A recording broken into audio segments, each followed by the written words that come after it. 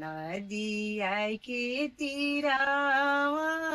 चंदन गछिया हो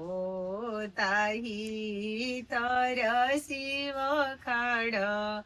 भैले हो ताही तर शिव खाड भैले घोडावा चढल अहिले कौन बाबा हो चरनिया शिव के धई लिहले चरनिया शिव के धई रौरे भरोसे शिवजी जगिया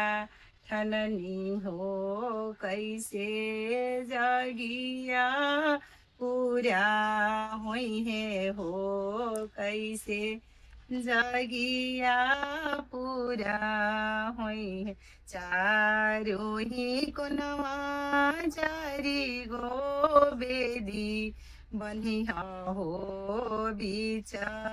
में कालसवा धरिया हो बीच में कालसवा गैया के घीवा से हूँ माधी करिया हो वैसे जगिया पूरा हुई है हो वैसे जगिया पूरा नदिया के तीरामा चंदन गछिया हो ताही तर शिव खाड भैले हो ताही तर शिव खाड घोडावा चढल अहिले आपन पापा हो चरनिया शिव के धई लिहले चरनिया शिव के धई घोडावा चढल अहिले आपन चाचा हो चरनिया शिव के धई लिहले चरनिया शिव के धई रौरे भरोसे शिवजी जगिया ठननी हो कैसे जगिया पूरा हुई है हो कैसे जगिया